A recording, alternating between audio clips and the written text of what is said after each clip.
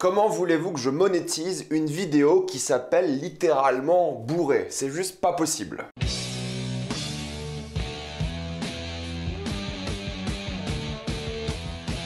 Drunk. Comme d'habitude, jusqu'à la minute indiquée dans le titre de la vidéo, il n'y aura pas de spoiler, en ce cas vous êtes tranquille, après on va tout spoiler. Drunk est l'histoire d'un groupe de professeurs qui, après une discussion dans un restaurant, vont essayer d'expérimenter avec de l'alcool. La théorie qu'ils veulent tester est que l'homme a toujours besoin de 0,5 g par litre de sang d'alcool dans son corps. Et c'est là qu'on va voir ces 4 professeurs essayer d'être bourrés à tous les moments de la journée et voir l'impact que ça a sur eux et leur vie. J'attendais vraiment beaucoup ce film depuis l'annonce, mais il y a un truc qui m'a un peu chagriné, c'est que, comme je l'ai dit dans ma vidéo sur les couvre-feux et le cinéma, c'est que c'est compliqué d'aller au cinéma. Je veux pas faire le mec, mais c'est que j'ai beaucoup cours, j'ai beaucoup de taf pour le master, en même temps j'ai une chaîne YouTube, donc j'ai des obligations pour vivre, avoir de l'argent quoi. Donc aller même le week-end au cinéma, pour moi c'est assez compliqué parce que je travaille vraiment tous les jours, j'ai peu de temps libre. Et quand d'habitude je pouvais aller le matin au cinéma, en étant à Lille, il n'y a pas vraiment de séance le matin pour ce genre de film. Les séances pour moi allaient de 13h à 18h, et forcément, mis à part hier où j'ai dû me réorganiser pour aller voir le film à 18h, sinon pour moi c'est impossible d'aller voir un film en semaine au cinéma. J'ai cours toute la journée et la dernière séance est à 18h30 et 18h40,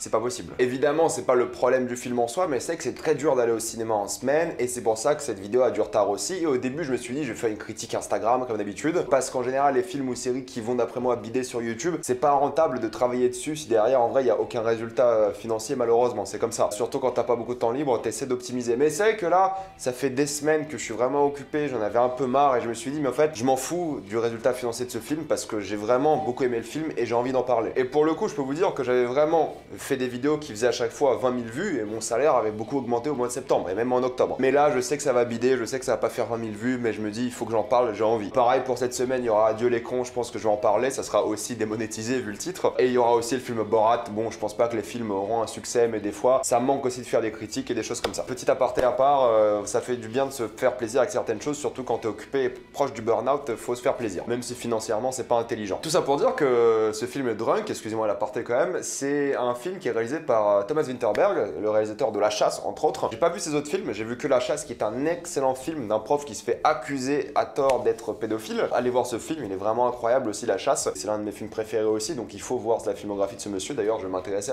au reste de sa filmographie. Drunk est un film danois et c'est donc un film avec Mads Mikkelsen, c'est la tête d'affiche du film, c'est lui qu'on voit littéralement sur les affiches, c'est le nom le plus connu à l'international. Et c'est aussi pour ça que ça fait un gros boost aussi, je pense, au film, parce que déjà ça parlait d'une thématique qui est proche à beaucoup de personnes, l'alcool. Surtout en Europe où on aime beaucoup l'alcool, peu importe le pays où vous allez, on boit tous du vin, de la bière, des vodkas, des trucs, peu importe, voilà, c'est la beauté de l'Europe aussi, c'est qu'on adore l'alcool. Et ensuite Mads Mikkelsen, ça aide d'avoir un acteur à portée internationale pour vraiment exporter ce film. Et je dois admettre que, bah en fait, ce film-là, en période Covid, il est très dur à regarder parce que c'est une ode à la jeunesse, c'est une ode à la fête, c'est une ode vraiment à la liberté, et c'est aussi une ode un peu, on va dire, méfiante de l'alcool, parce qu'évidemment la solution pour beaucoup de ces professeurs, parce qu'ils avaient du mal à être actifs en cours, et ils avaient du mal à être inspirants, ils s'ennuyaient un peu dans leur vie, que ce soit professionnelle ou personnelle, et le fait d'augmenter l'alcool, ça a vraiment changé leur état d'esprit, ils étaient beaucoup plus motivés, beaucoup plus joyeux, beaucoup plus confiants, et ils allaient faire plein de trucs, et c'est pour ça que je dis que c'est un peu une ode méfiante, c'est qu'ils se rendent compte que la thématique du film en tout cas, c'est que l'alcool c'est vachement bien. Ça permet d'être confiant en soi, ça permet de vraiment passer des bons moments ensemble, ça réunit les gens, on s'amuse beaucoup avec. Et forcément un film comme ça, bah même si à la fin t'as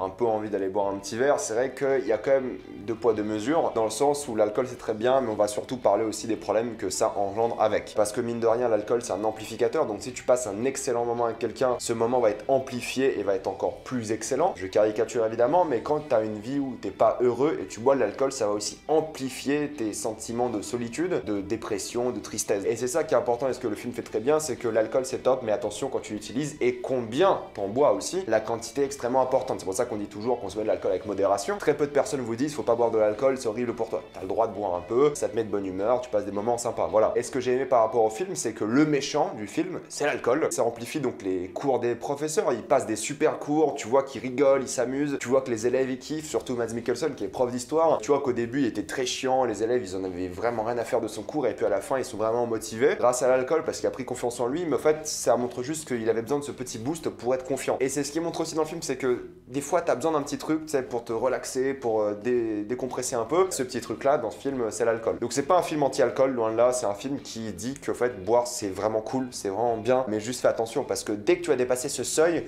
où tu deviens donc accro, où il y a l'addiction, ils vont en parler dans le film, où tu vas commencer à boire pour soulager ta tristesse, où tu vas plus pouvoir faire ton travail, là c'est l'addiction. En général, il me semble, c'est ce qu'on m'avait dit mon colocataire qui était médecin, il dit qu'il clarifiait l'addiction au moment où ça gâche ta vie, au moment où toi tu vas plus en cours, au moment où toi tu vas plus au travail, ça gâche tes relations amicales, là c'est une addiction. Et c'est là qu'il montre bien ça, c'est que bah il y a des personnages, je vous dirai pas lesquels évidemment, qui vont tomber dans l'alcool, qui vont avoir du mal avec ça, qui vont presque briser leur relation familiale à cause de ça, leur relation professionnelle. Et je suis vraiment content, et c'est peut-être l'alcoolique ou l'étudiant qui parle actuellement, mais je suis très content qu'ils aient pas pris l'alcool comme quelque chose de vraiment horrible. Ils ont vraiment nuancé la chose et c'est un pur plaisir de voir un film comme ça qui est nuancé sur un sujet sérieux, voilà, l'addiction à l'alcool, l'alcoolisme, mais aussi le fait d'être jeune. Et c'est ça en fait le film, parce que le film commence une course avec des adolescents qui boivent, qui rigolent, qui s'amusent, et juste t'as cette ode à la jeunesse, à la liberté qui est magnifique, qui avec l'âge au fait, et c'est ça aussi que le film raconte, elle disparaît. On dit souvent que le personnage de Mads Mikkelsen, Martin, était quelqu'un qui avait vraiment la cote à l'époque, qui était drôle, charismatique, et à la fin, bah, je sais pas, il a quel âge, la quarantaine je crois, il est juste chiant quoi. Il se remet en perspective parce que voilà, il fait plus grand chose, il sort plus, il va plus en vacances, il s'ennuie, il parle plus avec sa femme, et c'est ça en fait qu'il essayait de canaliser dans le film, c'est que l'alcool ça l'a aidé à faire certaines choses, mais en fait il aurait pu faire ces choses là sans alcool évidemment, mais ça a permis d'être un peu plus introspectif sur sa relation avec sa femme, ses enfants, des choses comme ça. Et lui ça l'a beaucoup été parce qu'il a toujours été intelligent, il a fait ça doucement, il a pas voulu dépasser les bornes, mais voilà, ça veut pas dire que tout le monde va faire comme lui. C'est pour ça que c'est intéressant, c'est qu'à la fin du film t'as envie d'aller boire un coup, t'as envie de te dire vas-y je vais même limite essayer ce qu'ils font eux aussi. Et après quand tu vois le film tu te dis attends mais de une c'est absolument pas possible quoi. Évidemment quand t'es bourré tout le temps t'as pas la psychomotricité qu'il faut et tu peux rapidement aller dans l'excès. Ils en parlent, voilà, un verre de plus,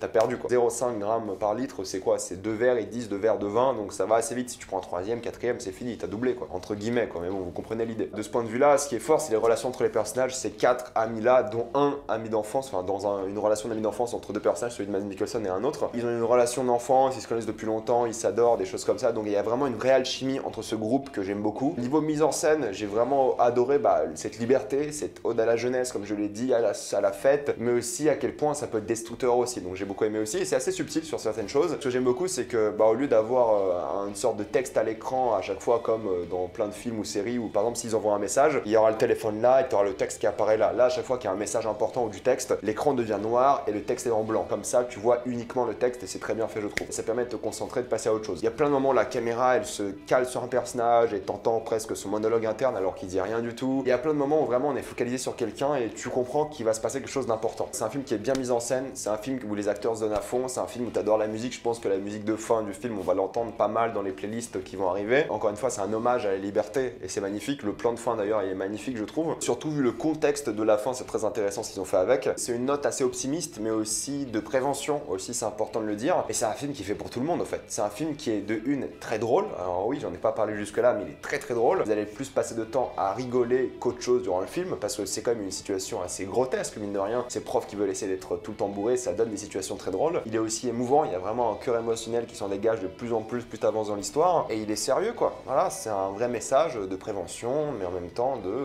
d'acceptation aussi. Pour conclure, pour moi, Drunk, c'est un excellent film, l'un des meilleurs que j'ai vu cette année. Pour moi, c'est un coup de cœur, j'ai adoré. Je me suis senti jeune alors que j'ai 23 ans. J'avais l'impression d'être dans une période avant le Covid où tu sais, où t'allais en soirée, dehors, tu rencontrais des gens, tu rigolais parce qu'il y avait cet amplificateur qui était l'alcool, mine de rien. Et c'est un hommage à ça, c'est un hommage à notre jeunesse, à nos rencontres, au fait de faire les choses, de partir en vacances, voilà, c'est vraiment un hommage à ce qu'il y a de meilleur chez nous en même temps. Mais c'est aussi une prévention pour ce qui est de plus mauvais chez nous, l'addiction, la colère, la tristesse et des choses comme ça. Et le film va te surprendre à plein de moments différents, je pense, et j'ai trouvé ça très réussi. C'est un coup de cœur de cette année-là, c'est un film que j'ai vraiment adoré, je ne peux que vous le conseiller, et il est pour toutes les générations, pour tout le monde. C'est un film qui va plaire, je pense, à tout le monde, peu importe votre sexe, votre âge, non, c'est pour tout le monde, il faut voir ce film. Et avant de passer en spoiler, pensez à vous abonner à la chaîne pour plus de vidéos, mettez un j'aime et partagez cette vidéo, ça aide beaucoup la chaîne. Si vous aimez la chaîne, pensez à rejoindre la chaîne et devenir membre au soutien ou faire un petit don sur Utip. Suivez-moi sur Instagram pour des critiques exclusives, suivez-moi sur Twitter pour toutes les news et on spoil.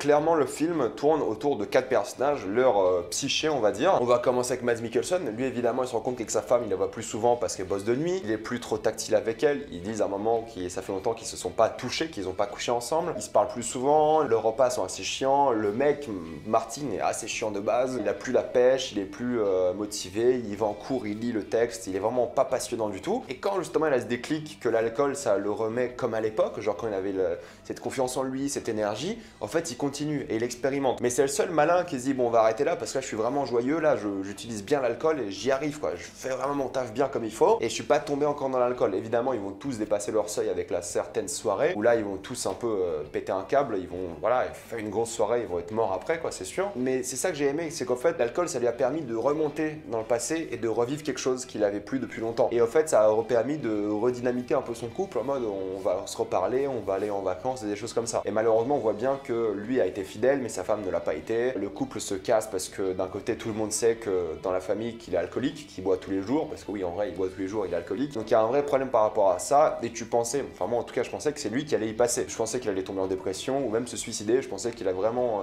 tout perdre parce que tu vois qu'il était un peu seul. Il y avait ses zooms sur lui, enfin pas ses zooms, mais ses plans sur lui où on entendait presque son monologue interne et c'est tout. Tu pensais qu'il allait déconner et faire une bêtise. Mais en fait, plus tu t'intéresses à un personnage, moins dans ce film-là, il a de chance de mourir en fait au final, parce que tu savais que ça allait finir de manière tragique. Son pote aussi qui pisse dans le lit, c'était très drôle parce qu'il y avait cette scène où voilà, on lui pisse tout le temps dessus, puis à la fin c'est lui qui se venge entre guillemets sans faire exprès. Lui, t'avais un peu plus d'histoire sur sa famille, tu sais que ça va un peu mal tourner, mais bon, il s'en remet, il y arrive quoi. Pareil pour le pianiste, hein, tu vois bien que lui, on parlait un peu de sa vie, qu'il voulait des enfants, et tu pensais que ça allait lui aussi qu'il allait y passer parce qu'il a pas d'enfants, il est seul, mais à la fin tu vois qu'il a un date, tu vois qu'il parle à quelqu'un et tu vois qu'il a de l'espoir pour qu'il ait des enfants quand même. Et évidemment, c'est Tommy, il me semble, on parle pas trop de sa vie en fait, on sait pas s'il est seul, en couple, on sait pas ce qu'il vit, et en fait c'est lui qui y passe en fait, parce qu'il est tombé dans l'alcool, lui il boit tous les jours, il a le réflexe de sortir une bouteille du frigo, enfin il est accro lui, il a vraiment cette addiction en lui, et c'est lui qui y passe, et c'est qu'à la fin, alors je sais pas si c'était mal traduit ou pas, il dit qu'il roule pour lui et sa femme, Annika, et en fait tu vois que c'est un adieu ce qui se passe là, tu vois que c'est un au revoir, et il y a aussi ce foreshadowing constant par rapport à la mère, par rapport à lui qui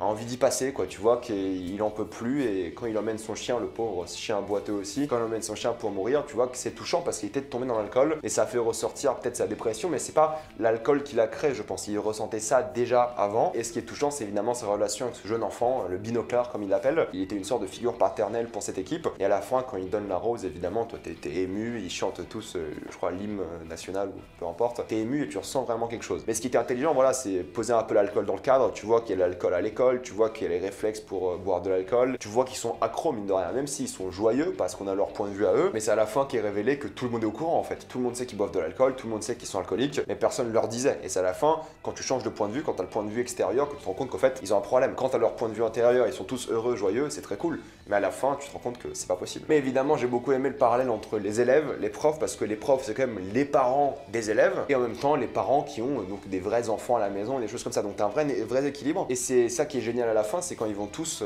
partager ce moment ensemble, le fait qu'ils aient eu leur bac, ils chantent, ils dansent, ils sont joyeux, ils sont heureux, et bon à la fin t'as Mads Mikkelsen qui danse et qui saute dans l'eau avec la chanson What a Night. C'est génial, vraiment c'est génial et tu passes un super moment devant parce que voilà, c'est une ode à la liberté, à la jeunesse, c'est un hommage à la soirée, c'est un hommage aux libertés des gens, des hommes, de l'amusement, c'est intergénérationnel, c'est génial. Le film est rempli de petites subtilités comme ça, évidemment l'enterrement il est triste, mais quand ils finissent en soirée à la fin, ça montre l'hommage à la vie en fait. T'as pas envie que les gens à l'enterrement ils soient tristes, en tout cas moi je veux pas, j'ai envie qu'ils soient heureux et j'aimerais que tous mes enterrements finissent en grosse soirée comme ça, où quelqu'un plonge dans un lac, ou un canal, ou fleuve, ou peu importe, ou un port. Enfin bref, la question n'est pas là, c'est que c'est un film qui est vraiment sur la liberté, sur la jeunesse, sur le fait de vivre, avoir des moments incroyables, et pour ça que je recommande ce film à absolument tout le monde. Je vais m'arrêter là, on pourrait encore en reparler pendant longtemps, mais il faut aller voir ce film, voilà, c'est un film incroyable, conseillez-le aux gens, dites aux gens d'aller voir ce film au cinéma, tant qu'il est au cinéma, il faut soutenir ce film, il est vraiment phénoménal, et je suis sûr que tout le monde va aimer, croyez-moi, là-dessus. Comme d'habitude, mettez-moi dans les commentaires ce que vous avez pensé de Drunk, avez-vous adoré ou détesté, pensez à vous abonner à la chaîne pour plus de vidéos, mettez un j'aime et partagez cette vidéo, ça aide beaucoup la chaîne. Si vous aimez la chaîne, pensez à la rejoindre et devenir membre soutien, ou faire un petit don sur Utip, ça me fait un peu d'argent. Suivez-moi sur Instagram pour des critiques exclusives, suivez-moi sur Twitter pour toutes les news et salut à tous.